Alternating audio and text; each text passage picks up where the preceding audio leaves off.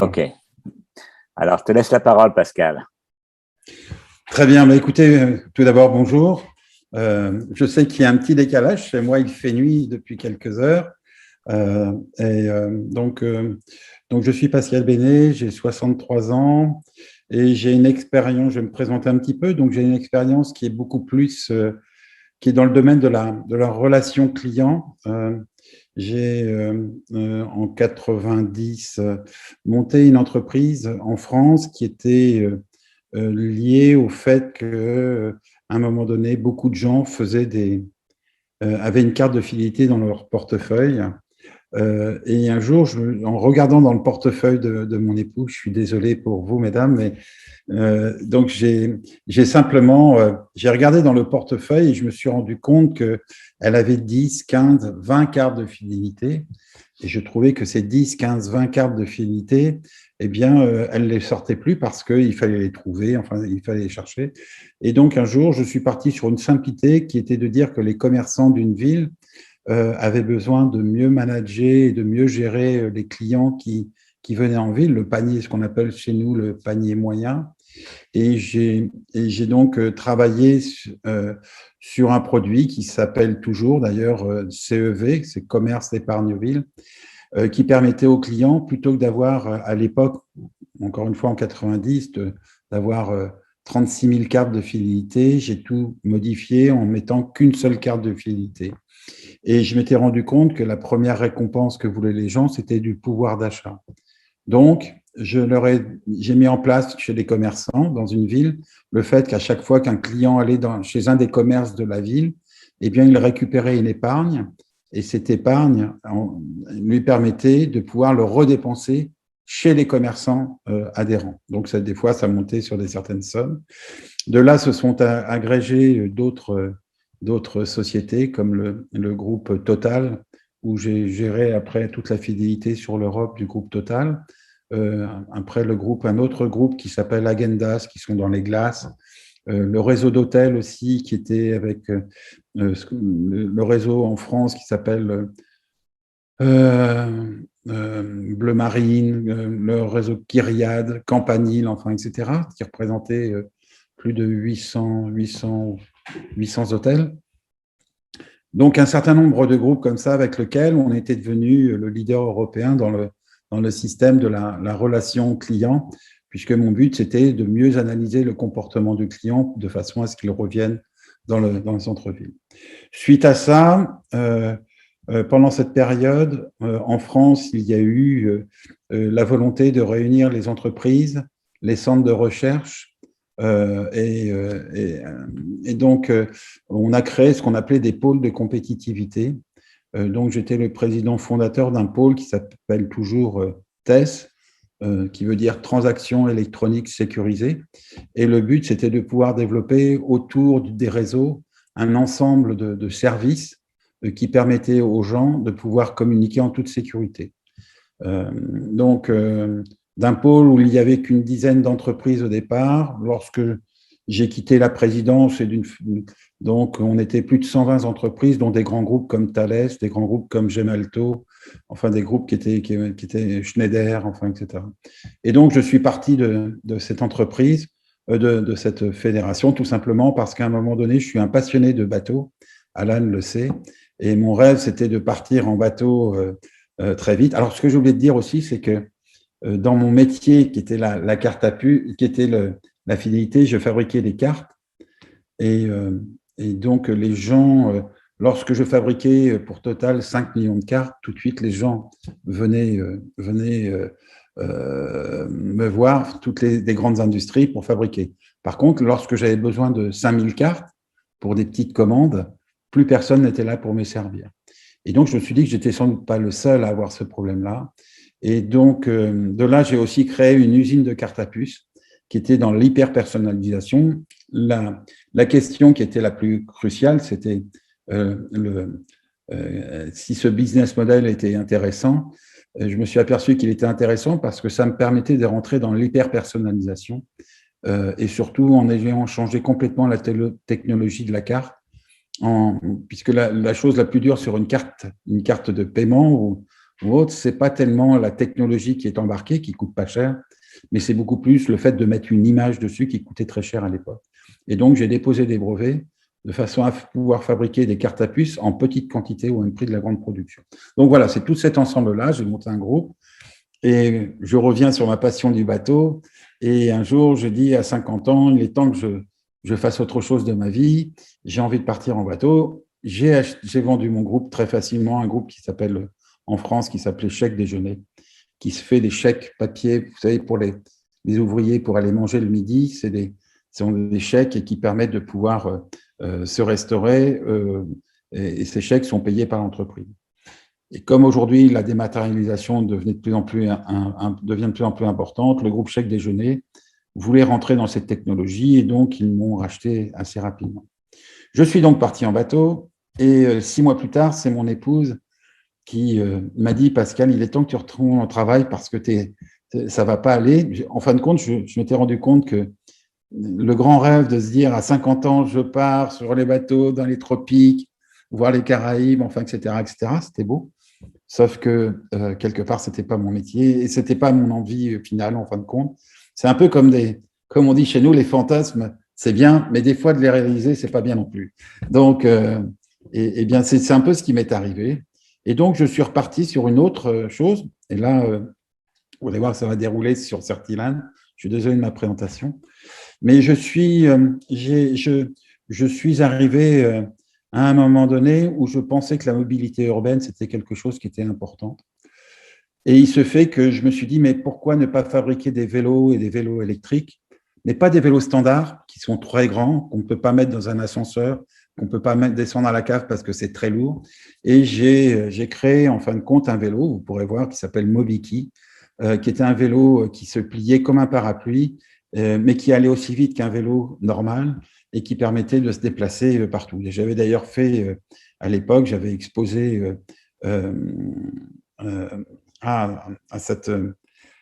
aux États-Unis, pas Dallas, là où il y a la ville avec les casinos, je ne sais plus, cette fameuse ville. Las Vegas. Las Vegas, voilà, excusez-moi, c'est peut-être parce que Dieu sait si j'ai des bons souvenirs là-bas. Et donc, j'avais exposé là-bas, on a eu un certain succès. Cette entreprise s'est bien développée et au bout d'un an, alors que je me développais bien, j'ai eu un courrier d'un avocat qui me disait « Mais monsieur, ma cliente a acheté votre vélo sur Internet. Elle l'a essayé. Au bout de 15 jours, le vélo s'est brisé, s'est cassé en deux. Et ce qui se passe, c'est qu'elle est tombée et s'est brisé aussi le fémur. Enfin, c'était quelque chose de très grave. Et donc, on a passé votre vélo aux normes, puisqu'en France, il faut que les vélos soient dans les normes précises, comme une voiture, avec tous les tests de crash, etc. Et votre vélo n'est pas aux normes, ça ne représente pas les pièces qui ont été validées. Donc là, j'étais assez inquiet. Et mon avocat m'a dit, mais il faut qu'on arrive à se réunir. Donc, mieux vaut on va dire un arrangement qu'un mauvais procès. Et donc, on s'est rencontrés et l'avocat de la partie adverse est venu avec le vélo. Et comme moi, je fabriquais tous mes vélos, je voulais fabriquer en France.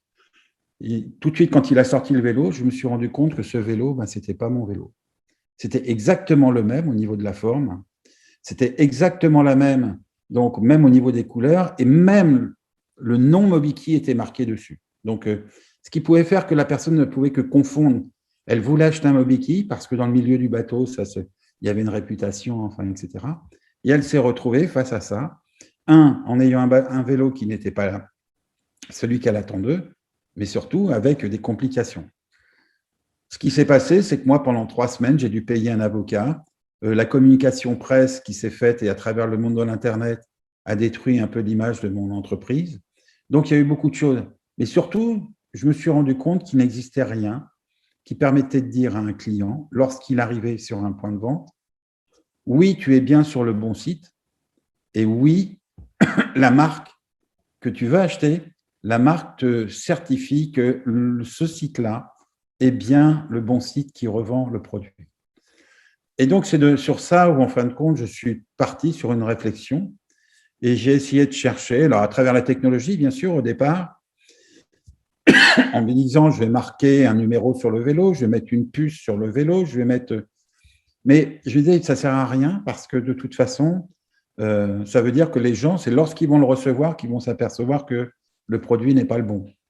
Et moi, ce qui m'importait, c'était de trouver une solution de façon à ce que les gens puissent, avant même de pouvoir appuyer sur, d'avoir validé sa carte et d'appuyer sur valider, d'avoir quelque chose qui soit concret. Et c'est là où je me suis dit, là, on est face à un grand problème.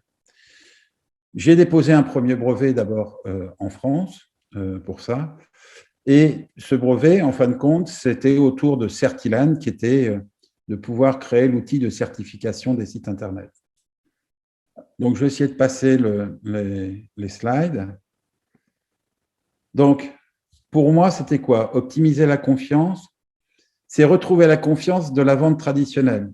Alors, moi, lorsque je vais dans ma ville et lorsque je vais voir mon banquier, lorsque je vais voir mon assureur ou lorsque je vais acheter une paire de lunettes, je sais que je rentre dans le bon magasin et je sais qu'il y a cette relation de confiance qui existe. Et là, dans le monde de l'Internet, je ne suis jamais sûr à 100% d'être sur le bon site, d'être sur ma banque, d'être chez mon assureur ou même d'être chez mon opticien pour commander des lunettes. C'était la même chose pour mon vélo.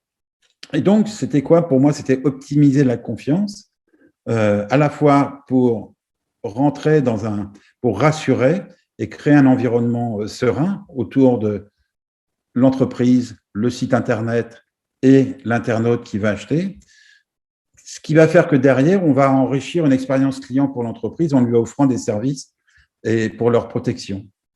Et sur cette thématique, on a essayé de voir un peu ce qui se passait. Et le constat, c'était assez simple, c'est que côté entreprise, si on regarde bien aujourd'hui, toutes les infrastructures que vous avez au niveau des serveurs pour protéger l'outil de l'entreprise, du site Internet, etc., tout ça fonctionne parfaitement. Ça permet de faire des barrages aux attaques de toutes sortes. Ça permet, une fois d'identifier le client avant qu'il rentre sur le site pour être sûr que ce soit bien le bon client. Et tout ça, ce qu'on appelle chez nous les DSI, je ne sais pas quel est le terme chez vous, mais c'est toute la partie direction informatique, tout ça, il y a tous les outils qu'il faut et c'est vraiment très important là-dessus. Par contre, si on regarde aujourd'hui côté internaute, eh bien, c'est comment être… Il y a toujours ces questions-là qui se posent. C'est est-ce que je suis sûr de me retrouver vraiment au bon endroit? Est-ce que je peux comment être averti avant de passer ma commande? Est-ce que quelque chose me permet de dire oui, tu es bien au bon endroit? Comment avoir la garantie d'être sur un site revendeur officiel? Comment être serein? Une fois qu'on me demande de laisser des données, je reçois un SMS, je reçois un mail, etc. Puis des fois, je peux tomber, je vais sur une page ou je tombe sur une page, je pense être sur la bonne page parce qu'on a le système de le middleman attack qui va permettre de changer l'URL alors que vous êtes sur le bon site et d'un seul coup, on va vous faire passer sur un autre site. Et il y a même maintenant, je ne sais pas si aux États-Unis ça existe, mais maintenant, de plus en plus, sur les sites officiels, ils mettent un bandeau rouge en disant « Restez vigilants face aux tentatives de fraude ».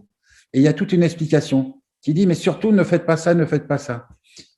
Mais c'est tellement maintenant, les hackers, qu'est-ce qu'ils font? Puisque tout est capable d'être changé à la perfection sur un site Internet qui est un faux site, eh bien, les gens sont capables, quand ils voient ça, ils se sentent presque rassurés, alors que c'est un faux site.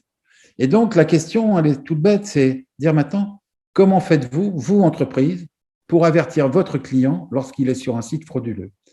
Et de façon claire, nette et précise. Site frauduleux ne veut pas dire simplement un faux site.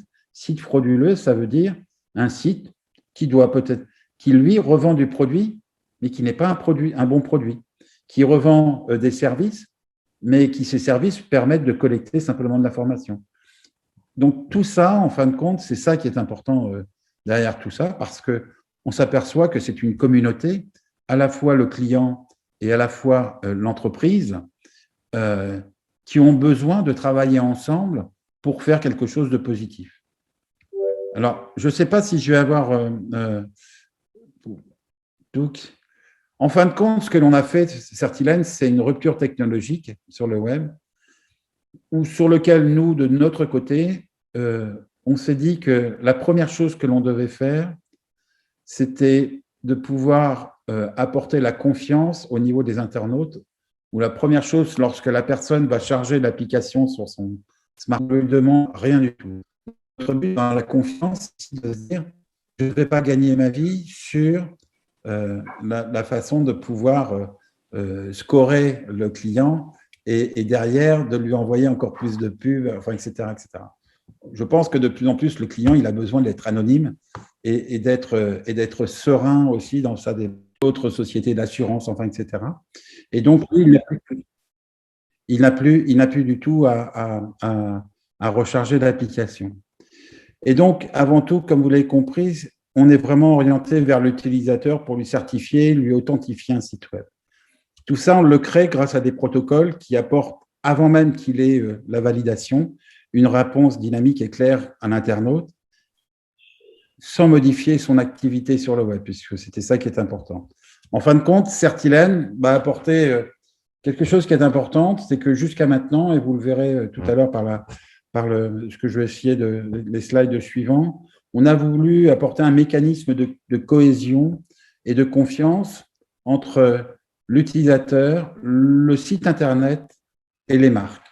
Les marques qui sont des marques de produits ou de services. Vous pouvez passer le suivant? Oui.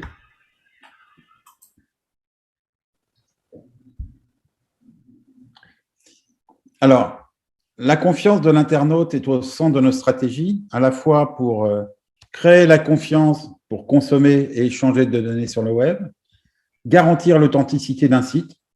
Comme je vous l'ai expliqué tout à l'heure, c'est quand même important, quand vous êtes sur un site, de savoir que vous êtes bien auprès de votre banque et non pas autre part, ou de votre assureur ou de votre revendeur, de certifier la référence, le référencement d'un site par la marque. C'est que pour la première fois, vous allez avoir la marque qui, par l'intermédiaire de Certilène, va vous permettre de garantir que ce site-là est bien un revendeur officiel. Et puis, c'est lutter contre l'usurpation de l'identité des comptes utilisateurs, tout simplement, puisque ce qui est dangereux, c'est que comment aujourd'hui les hackers permettent d'avoir des informations, c'est que si vous allez sur un faux site et vous donnez vos informations, bien, ces informations vont après tromper, en fin de compte, le site avec, et qui va confondre le hacker et qui va penser qu'il est la vraie personne devant eux. Et donc là, on est bien sur l'usurpation d'identité. Sur le slide suivant, donc, les promesses de valeur pour nous, et puis après, on ira directement sur Je suis désolé, je voulais faire un film, mais je pense qu'on n'y arrivera pas. Donc, les promesses de valeur, c'est à la fois pour les marques, comme je vous l'expliquais, on est vraiment sur un système où l'un ne peut pas fonctionner sans l'autre. Pour les marques, c'est de labelliser son réseau de e-revendeurs agréés. Pour les sites marchands, c'est plutôt que d'être parmi tous les autres qui se disent être revendeurs de la marque Intel, il y a enfin un premier label qui authentifie, qui certifie, donc par une vraie signature que l'on apporte à l'internaute en lui garantissant que ce site-là est bien référencé. Et donc, par l'intermédiaire de notre système, c'est de créer un label de confiance pour stimuler la vente en ligne. Et bien sûr, pour les sites, ce que je vous ai expliqué tout à l'heure, c'est une fois que votre identité a été récupérée, eh bien, c'est là où il y a le vrai problème. Nous, on va lutter aussi contre l'usurpation des comptes utilisateurs et donc lutter contre les fraudes en ligne. Tout ça, comment on le fait? Là, je vais vous montrer, enfin, j'ai essayé de faire quelques schémas sur le prochain slide. Allez-y, vous pouvez faire les deux. Donc, pour nous, il y avait cohérence et réciprocité. Pourquoi ce terme-là? C'est parce qu'on sait que l'un ne peut pas aller sans l'autre. Bien sûr que la technologie, quand on voit bien un peu tout ce qui existe sur les Gmail, enfin, etc., où on dit maintenant on vous garantit les sites, enfin, etc. Mais avant de les garantir, c'est vrai qu'il y a un moment donné où, de toute façon, vous aurez toujours quelque chose qui va se passer. Ce qui est important, c'est qu'à partir du moment où une entreprise travaille avec nous, En fin de compte, il lui faut simplement qu'elle prenne cet accord avec nous. Et à partir du moment où l'accord est fait, c'est-à-dire qu'il y a une étude qui est faite, on va lui envoyer simplement un fichier zip qui va lui permettre d'avoir une authentification sur son propre serveur. En fin de compte, qu'est-ce que l'on fait dans ce cas-là? C'est que notre outil va permettre de créer véritablement l'environnement numérique du client, du serveur, excusez-moi. Et ce serveur, à partir de là, lorsqu'un client, et vous le verrez sur le dernier schéma, lorsqu'un client va faire une demande, eh bien, on va véritablement avoir des clés d'authentification fortes et dynamiques qui vont permettre de garantir que le site sur lequel est l'internaute est bien le bon site et qu'il est bien revendeur du produit, si jamais c'est un produit ou un service. Pour l'internaute, en fin de compte, c'est très simple. C'est que l'internaute, il va avoir deux possibilités. Ou c'est, par exemple, nous, on est en train de travailler avec une banque qui va directement intégrer notre application sur son terminal, sur son application. Donc, ça veut dire que ça va être ajouté à l'ensemble des services qu'apporte cette banque-là à l'ensemble de ses clients, qui sont plusieurs millions. Et à partir de là, simplement un clic, puisque je n'ai pas à savoir ni son nom, ni son prénom, ni quoi que ce soit, dès le premier fonctionnement, que ce soit sur son smartphone ou à partir de son PC, eh bien, il aura donc cette information qui sera donnée et qui lui permettra de naviguer en toute sécurité. On peut passer à l'autre slide. Voilà. Alors, le parcours client, en fin de compte, il y a une chose qui est très simple. Comme vous l'avez compris, c'est que le client, lui, il va avoir chargé gratuitement donc son application. Si vous voulez le charger, vous pouvez taper Certilène et vous pourrez avoir l'application. Et à partir de là, il y a juste un travail qu'on va lui demander. On va lui demander de synchroniser son téléphone avec son PC. Et ça se fera qu'une seule fois. Donc, à partir du moment où vous allez voir sur un site, et on pourra faire la démonstration ensemble, si vous avez votre Android ou votre iPhone, on fera directement, on pourra le faire ensemble. Donc, si vous êtes vous allez charger l'application et lorsque vous allez à partir de votre ordinateur sur un site où vous allez pouvoir découvrir le petit Robin, voilà, c'est ce qu'on appelle nous Robin. Alors, on a un peu américanisé, la preuve, c'est que pour nous, Robin, c'est le Robin de Batman, le petit Robin de Batman, qui lui, vous le verrez sur les pages dans lesquelles on a mis notre site, enfin les sites qui sont partenaires avec nous.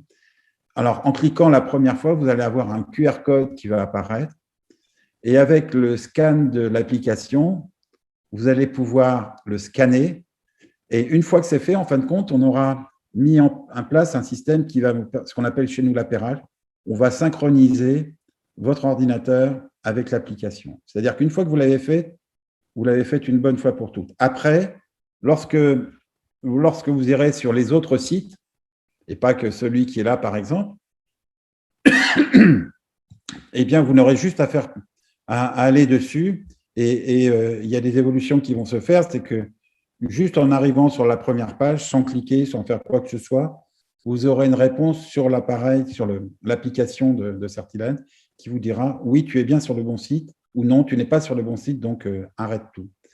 Et donc, ça veut dire que là, dans ce cas-là, vous avez juste un clic à faire, un scan, et puis après, lorsque vous allez pour l'instant cliquer, vous allez cliquer une fois, mais d'ici 2 mois, vous n'aurez même plus à cliquer, c'est-à-dire que c'est directement la page qui va vous envoyer une information par Certilène en vous disant « Oui, tu es bien sur le bon site » ou « Non ».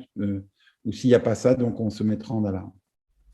On va aller sur l'autre slide. Bien sûr, à partir du moment où on fonctionne, c'était la partie la plus compliquée que je vous ai donnée. En fin de compte, là, c'est encore beaucoup plus simple, puisqu'à partir du moment où vous êtes sur un site, là, c'est le site du Comité national olympique du sport français, eh bien, lorsque vous allez aller sur ce site, à partir de votre smartphone, vous avez juste à faire un tap dessus, et là, immédiatement, donc, la réponse vous sera apportée. Donc, il suffit de toucher pour avoir une réponse. On va aller sur l'autre slide. Voilà. Alors, un mode opératoire avec la certification des échanges de données, c'est très simple. Là, j'ai mis tout cet environnement, donc, puisqu'il marche aussi bien sur une tablette, un smartphone ou un ordinateur.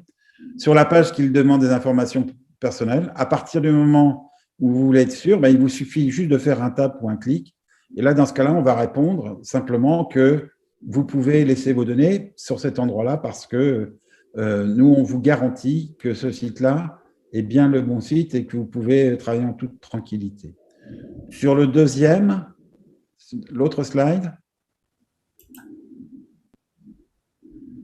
Donc, c'est un mode de revendeur, c'est-à-dire que là, c'est et le site et le revendeur. Eh bien, c'est exactement la même chose.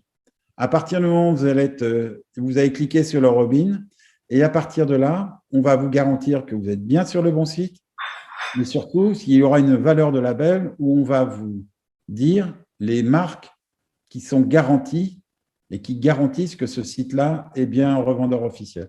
Dans ce cas-là, et derrière, avec des pages qui vont décrire le produit dans son ensemble, que ce soit au niveau des normes, si c'est un made in US, enfin, etc., etc.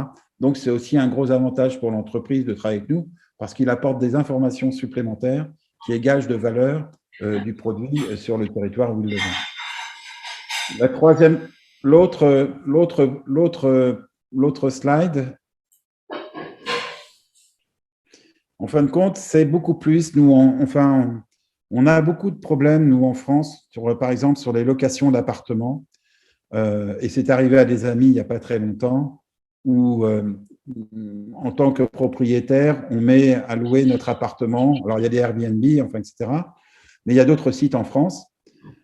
Mais on s'est aperçu que beaucoup de faux sites mettaient des sites, beaucoup de faux sites étaient créés, où on va aller capter les images sur des sites style Airbnb ou autres. On les capte, on les met sur un autre site et puis on met l'appartement avec une promotion, enfin, etc. Et là, dans ce cas-là, eh bien, on a toujours ce problème, c'est d'avoir deux personnes qui arrivent en même temps, un qui arrive et qui était sur le bon site, et l'autre qui arrive et qui est sur le mauvais site. Le problème, c'est de savoir qui arrive en premier pour pouvoir récupérer l'appartement. Et c'est arrivé à 2 ou 3 amis. Et donc, ça permet simplement, à un moment donné, de pouvoir garantir que le site que vous voulez mettre en place, le site que vous regardez, vous êtes sûr si le site est bien un site officiel où le propriétaire de l'appartement est capable de vous dire « oui, cet appartement, je l'ai bien mis en location sur ce site-là plutôt que sur ce site-là ». Vous voyez, ça fait partie des choses qui peuvent se mettre en place avec un produit comme Certilane. Pourquoi? Parce que, comme vous le voyez au centre, à chaque fois, on a toujours Certilane qui est le tiers de confiance et qui va créer ce lien, justement, entre l'entreprise, le propriétaire et, bien sûr, l'internaute à la fin. L'autre schéma que vous allez avoir derrière, sur l'autre slide, en fin de compte, on va cliquer au fur et à mesure. Si vous regardez le protocole, comment ça fonctionne? Et c'est ça la grande différence qu'il y a jusqu'à maintenant, c'est que si on regardait avant, ça fonctionnait comment? Vous aviez l'internaute, donc là, si vous cliquez dessus, faites un clic, voilà. En fin de compte, l'internaute, lui, se retrouvait directement en lien, alors là, je n'ai pas fait le schéma, mais avec le serveur de l'entreprise. Et donc, il y avait bien sûr l'homme du milieu qui pouvait capter l'information et changer l'URL pour l'emmener sur autre chose. Aujourd'hui, en fin de compte, notre système fonctionne de la façon suivante. À partir du moment où il a chargé son application, l'internaute va cliquer sur le Robin, et donc ça veut dire qu'on va activer le serveur de l'entreprise. Donc, si je clique en haut, donc, je vais avoir un premier protocole d'activation du fichier qui va s'installer, qui était installé sur le serveur. Une fois que c'est fait, donc j'ai activé. Donc, moi, vous pouvez encore sur le serveur de l'entreprise. Voilà. Je vais créer un dialogue entre le serveur de l'entreprise et Certilane avec des clés dynamiques. Donc, ce sont des clés qui sont encryptées qui vont permettre de savoir, de vous garantir que vous êtes bien sur le bon serveur, parce qu'on peut copier directement tout le site, on peut copier le serveur et le mettre à côté, etc., etc. Donc, tout ça, ça nous permet de garantir que le serveur que l'on utilise, enfin, qui répond est bien le bon serveur, que les pages sont bien les bonnes pages, que les URL, enfin, etc. Donc, c'est tout un dialogue, mais donc, il nous permet, nous, de pouvoir garantir.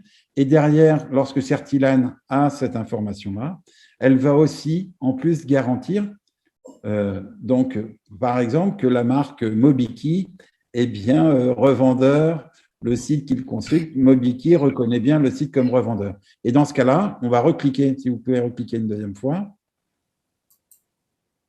Voilà. Certilan va créer la certification, donc va amasser toutes les informations et va renvoyer sur un deuxième protocole. Si vous cliquez n'importe où, ce n'est pas très grave, ça va s'activer. On a le deuxième protocole qui va être là et qui va permettre, bien sûr, d'apporter sur un autre clic donc l'information donc à l'internaute. Qu'est-ce qui se passe dans ce cadre-là? C'est qu'en définitive, et ça marche en un dixième de seconde, en créant ça, on a créé une rupture dans la communication entre la réponse, enfin la question qui est demandée et la réponse qui est donnée. Tout ça avec un multi-protocole et surtout cette rupture qui se fait par le dialogue et l'authentification qui fait que la réponse n'est pas apportée par le serveur de l'entreprise, mais la réponse est apportée par un certificateur qui va retourner l'information vers l'internaute. Et tout ça de façon très rapide. Alors, ce parcours, en fin de compte, j'espère, donc, vous avez bien compris qu'il a comme mission, c'est vraiment de revenir sur cette relation de confiance entre les acteurs du web. On pourrait même le mettre dans le monde réel, puisqu'aujourd'hui, on pourrait le faire dans des magasins qui vendent des faux, et être sûr que le revendeur est bien un vrai. Tout ça, ça a été des années de développement, et ce qui fait qu'aujourd'hui, on a cette solution il y a 2 brevets, on a plusieurs brevets, mais ces brevets ont été validés, pas déposés, mais maintenant validés, donc en France, en Europe, en Chine et aux États-Unis. Donc, ce qui était important pour nous. Et donc, on a 2 brevets aux États-Unis, 2 brevets en Chine et 2 brevets en Europe, donc qui nous permettent de valider l'ensemble de cette opération-là. Alors, pour continuer, donc, et c'est mon dernier slide, j'espère que je n'ai pas été trop long. Donc, en fin de compte, pour nous, c'est l'optimisation de la relation de confiance avec les clients, qui est avant tout l'atout majeur pour que les sites puissent se développer. Mais c'est aussi bien client ou même citoyen, ce que j'ai oublié de dire, puisque de plus en plus, l'administration se numérise et de plus en plus, c'est à travers la e-administration qu'il y a de plus en plus de fraudeurs. Donc, c'est la diminution des risques juridiques pour les chefs d'entreprise. Effectivement, à partir du moment où si mes vélos, à un moment donné, j'avais eu ce système-là, je n'aurais pas eu ces problèmes de frais d'avocat et donc ces risques juridiques qui se mettaient en place.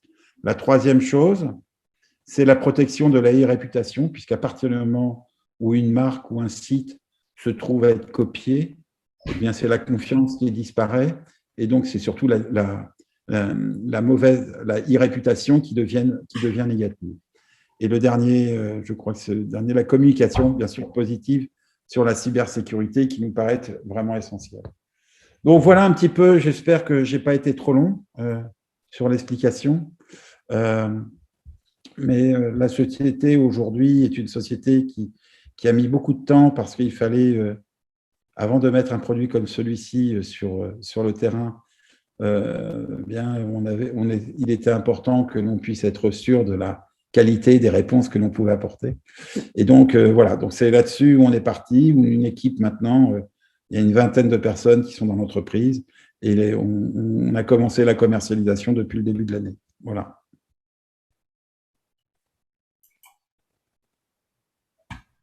Alors, est-ce que vous avez des questions pour Pascal? Moi, j'en ai une rapide. Est-ce que ce n'est pas la même chose que la cybersécurité?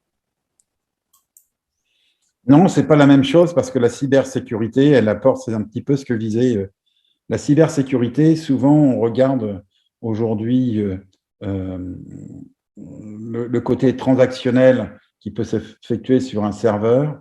Nous, ce que l'on apporte, c'est aussi du cybermarketing, puisqu'on apporte aussi cet environnement qui est lié à la confiance. et jusqu'à aujourd'hui, ça a été notre but, c'est de bien faire le distinguo entre la cybersécurité, qui, elle, est très importante, et je l'avoue, mais qui n'est pas du tout notre job. Nous, notre job, il est de conseiller le client et de l'orienter là où la cybersécurité n'est pas capable d'aller jusqu'à aujourd'hui, dans une réponse dynamique en tout cas.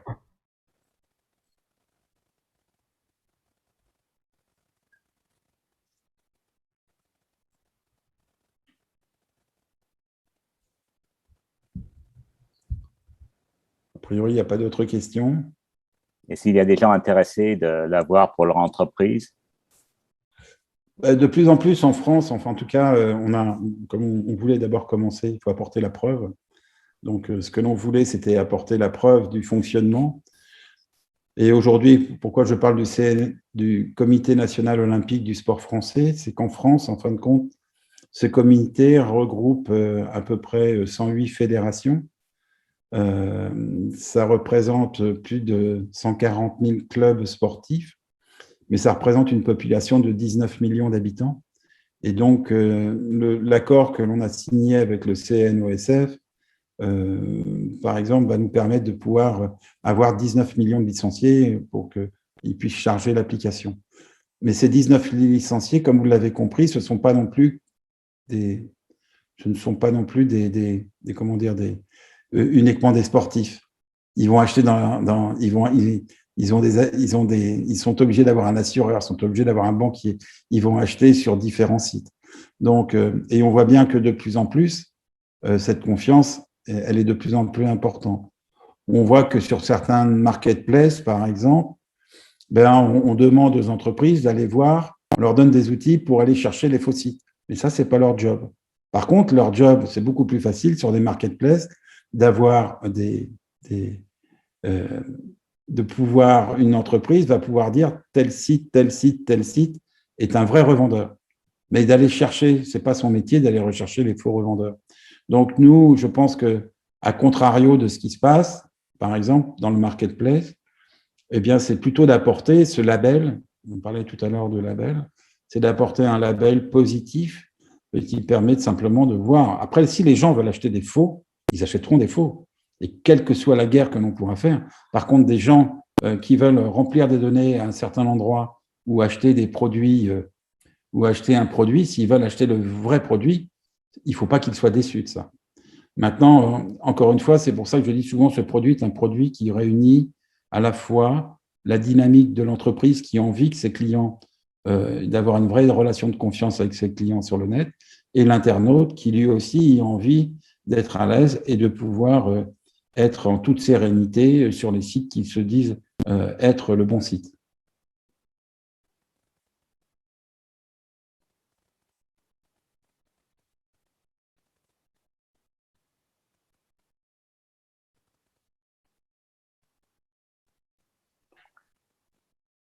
Je crois qu'il y a beaucoup de choses auxquelles il faut penser. Et merci beaucoup, Pascal, d'avoir fait cette présentation. Maintenant, j'aimerais bien que peut-être on essaye de voir si ça marche. Et donc, si chaque personne avec son petit téléphone pouvait aller sur… c'est quel site comment on fait ça? En fin de compte, pour aller charger l'application, c'est assez simple.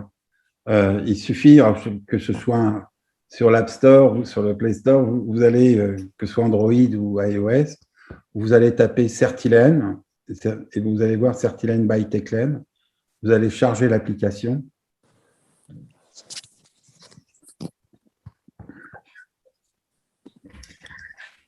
Parfait. Merci beaucoup pour la présentation. Merci, c'était très intéressant.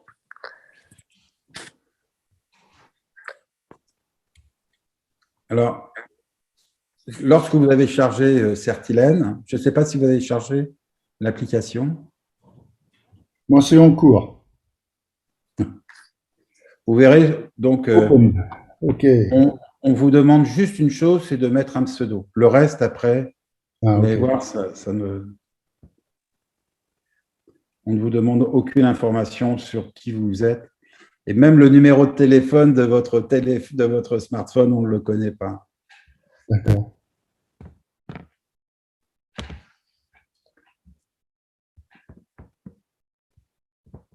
On a donc pseudo. Bon, ok.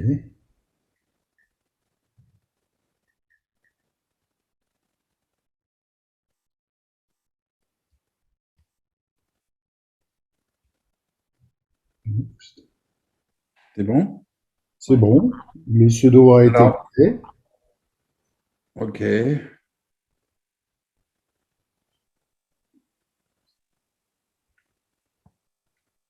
Tac. Maintenant, j'ai le Le petit, QR le petit code. Robin. Oui, le petit Robin là. Voilà. Et là, bon, c'est bon. Et donc, vous pouvez aller, à partir de votre smartphone, si vous voulez, vous Oui, pouvez aller sur un site. Je vais vous donner un site qui est, j'en ai parlé tout à l'heure, c'est l'électricien. ok. C'est l'élec, L-E-L-E-C, comme un électricien, mais donc Oui. électricien.net. Donc L-E-L-E-C point T-R-I, T-R-I.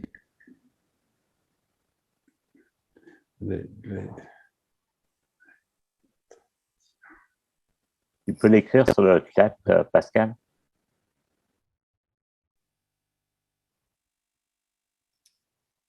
Je comprends pas. Il faut l'écrire où, ça? Non, non, c'est parce que c'est un exemple. C'est où est-ce que je tape Oui, oui, je saisir? comprends bien. Mais on le met sur quoi? Sur Google? Sur quoi? Non, Trouver. ben, Non, vous êtes, par exemple, vous êtes sur Chrome. Je ne sais pas si Ouais. les Donc, on tape électricien. .net. Parce que c'est un exemple pour vous donner un. Point net. Attendez, je crois que. Non, l'électricien, excusez-moi, j'ai fait une faute. Voilà. L'électricien. Point net. Ouais, c'est L-E-L-E-C. Ok. c'est sur le chat. Ok. Voilà.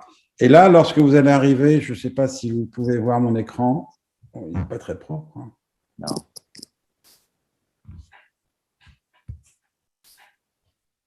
Ah oui, on voit le petit Robin. Voilà. Et là, en fin de compte, vous allez simplement, alors si vous allez voir, vous allez cliquer dessus. Sur Si le vous avez Robin. un iPhone, il y a une petite main qui apparaît. Vous cliquez une deuxième fois et vous allez avoir donc le Ouais, c'est non, alors. Là, il faut pas. voilà. Tiens, c'est bizarre. Ça a commencé à être rouge avec une croix et maintenant c'est bleu. C'est normal. Oui, c'est parce qu'il s'est dit maintenant vous pouvez refaites-le une deuxième fois. C'est-à-dire, je Non, retourne sur Google. oui, enfin sur Google, sur Chrome, vous allez Peu importe, ouais. Je retape sur la main. Non, il le met avec une C'est ça. croix rouge. Ah ben moi, c'est que vous n'êtes pas c'est sur. comme ça. Oh, non. C'est comme ça. Et après c'est bon. Ouais. Mais après, il devient comme vous. Oui. Mais au début, il est rouge C'est-à-dire avec que une croix. c'est qu'il y a, alors a priori, c'est qu'il y a un défaut sur ce site, bah, c'est tant mieux. Mais voilà, moi normalement, vous allez avoir On voit pas. alors, sans doute, vous ne voyez pas, je suis désolé. Non, un peu plus loin de l'écran. Je vais essayer de le mettre un peu plus loin. Alors peut-être parce que. Pouf. Voilà, je ne sais pas si vous voyez. Non. Bien vert. Alors, c'est pas assez près, oui. Oui, je crois que tout simplement, c'est peut-être un pause. Il y a peut-être un petit pause entre, Un petit délai entre les. un petit délai, pardon, oui, entre la certification et puis l'affichage de. Alors, il y a toujours, c'est-à-dire qu'on devient vert et vous pourrez voir en voyez dessous. Voilà. Mais il marque quoi en dessous? Alors, je recommence.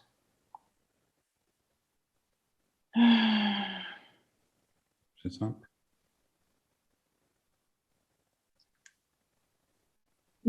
Cette page n'est pas certifiée par Certilène le 19. Et après, il devient bon. Mais au début, Il marque quoi en dessous? Il marque quoi en dessous? Au début, il dit qu'il n'est pas certifié par Certilène, et après, il met ce site est certifié. Mais la première image, elle est rouge. C'est bizarre. Là, c'est franchement, parce que là, c'est bizarre. Je pense que Et ça c'est un fait la même délai. chose sur tous les autres. Non, non. Il n'y a que moi. Non, non, mais peut-être, est-ce que vous l'avez fait pour d'autres personnes, non? Oui, moi. Et ça fait la même chose. Hop, il est rouge. Oui. Et puis après, il va devenir bon. Et hop, il passe bleu. Ah non, mais là, c'est Enfin, pas bon. violet, quoi. Alors, le fait, c'est qu'on ne soit pas aux États-Unis, c'est peut-être le serveur sur le délai de réponse, peut-être. Il faudrait que je regarde. Mais bon. Ouais. Ouais, Pour l'instant, je on n'a pas de pense. serveur aux États-Unis. Donc, Ouais, c'est peut-être ça, hein. Mhm. Non, mais c'est une bonne petite outil, c'est bien. Oui. J'ai une question. Est-ce qu'on peut l'enlever si on veut? c'est-à-dire, Si on a enlevé Certilène du téléphone cellulaire. C'est-à-dire que je ne veux plus Certilène. Comment je fais? oui, vous supprimez l'appli, c'est tout. Ah, bon, on supprime l'appli et c'est bon. Oui, puisque vous êtes complètement anonyme. D'accord. Le système, c'est que vous êtes complètement anonyme. Et à partir du moment où vous êtes complètement anonyme,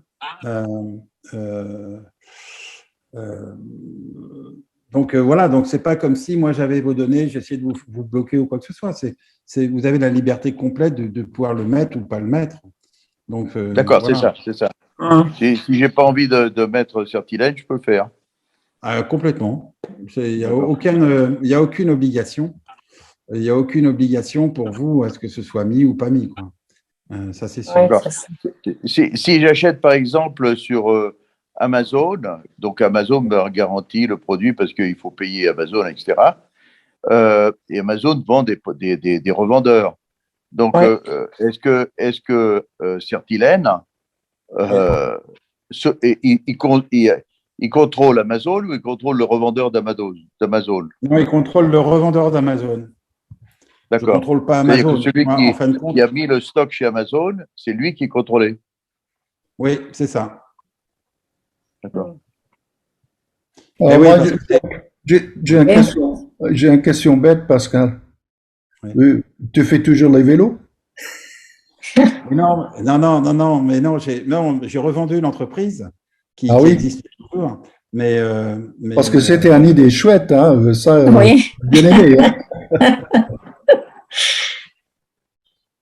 Sur le vélo, oui, mais vous voyez, c'est le vrai problème, c'est que le problème, c'est qu'il y a dans le domaine du vélo, il y a tellement de copies aujourd'hui. Il faut faire vraiment attention.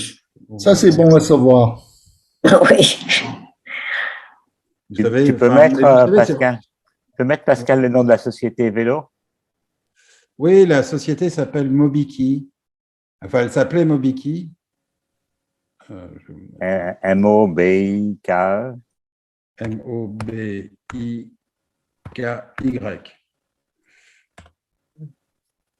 Ah, ok. Ah, d'accord. Mais pour revenir sur l'application, en définitive, nous, je suis vraiment désolé parce qu'en Europe, jamais, ça ne nous arrive pas, ça. L'application, véritablement, alors, peut-être qu'il y a un délai trop long puisque on n'a pas je suis pratiquement sûr que c'est ça parce que normalement, le délai de réponse, on travaille par exemple en Allemagne, on travaille dans d'autres pays, mais on met des serveurs à chaque fois à côté, justement parce que le délai de réponse est important. Exemple, c'est pour ça que je n'ai pas le technicien qui est à côté de moi, mais par exemple, lorsque vous êtes… le délai de réponse, pour nous, ça évite aussi, par exemple, vous avez quelqu'un qui va voir un site Internet et qui va copier la transaction. Ça va prendre un peu plus de temps que si c'était… vous avez le code, on va avoir on va avoir un délai. Et ce délai, à partir du moment où il dépasse, on le met en rouge parce que ça dépasse le temps. Et ça, on est obligé de mettre des serveurs dans chaque pays maintenant pour pouvoir avoir une réponse dynamique, enfin une certaine vitesse. Voilà. Je pense que c'est ça parce que je ne vois pas pourquoi ça le ferait, alors que je dis, moi, si je veux aller sur d'autres sites, enfin, jusqu'à maintenant, on n'a pas eu ça. On a eu d'autres soucis au départ, beaucoup, mais sur ça, sur l'électricien ou d'autres, on n'a pas eu de soucis. Donc, s'il y a quelqu'un qui veut développer le marché aux USA, tu mettras un serveur, c'est ça? C'est ça. On est obligé à chaque fois de mettre des systèmes parce que après, ça résonne en cascade, mais on est obligé de mettre dans chaque pays des serveurs, 1 ou 2 ou 3 serveurs. Mhm. Mhm. Ok, bah, c'est super. Hein. Oui, c'est bien. Pour un Français pour y penser. Non, Ok. mais c'est vrai, c'est quand vous regardez dans des sites comme Amazon ou d'autres, hein, en fin de compte, vous achetez un produit et Amazon souffre de ça aussi. C'est de se dire, s'il y a un retour, alors, au vu des volumes qu'Amazon a, on va dire, c'est pas très grave. Mais ce qui est toujours embêtant, c'est que c'est l'internaute qui, lui, pense avoir acheté le produit et c'est pas le bon produit. Et vous savez, par exemple, dans les vêtements, je donne un exemple d'une marque qui s'appelle Oxbow, où en fin de compte, Oxbow, malheureusement, il y a une partie qui est fabriquée en Chine et ils ont le même tissu, puisque ils ont découvert ça, c'est que le fabricant en Chine avait des stocks de tissus et refaisait derrière des produits qui étaient équivalents. Donc, c'est-à-dire que la matière était presque la même, enfin, était la même d'ailleurs. Sauf qu'à un moment donné, ils s'en vendaient beaucoup plus et surtout, ils ont fait la bêtise de changer les coloris. Je crois que c'est des problèmes de coloris et tout ça, c'est décédé. Et donc, ils arrivaient même à revendre ça dans des boutiques officielles Oxbow.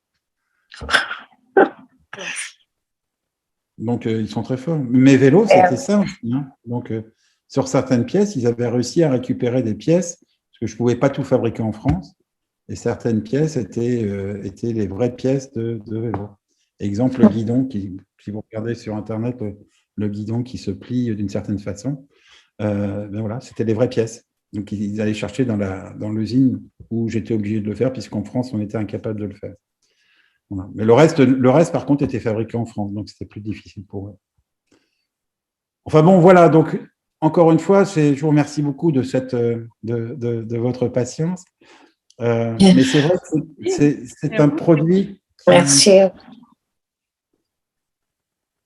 C'est un produit où, en fin de compte, on ne peut pas dire d'un côté, il y a l'entreprise qui joue le jeu et l'internaute qui ne joue pas le jeu ou vice-versa. C'est un travail qui doit être fait en commun. C'est vraiment, si on veut se sauver un petit peu de tout ce qui se passe, des arnaques, il faut que l'entreprise fournisse un élément, des vrais fichiers, une vraie signature, de façon à ce que le client puisse avoir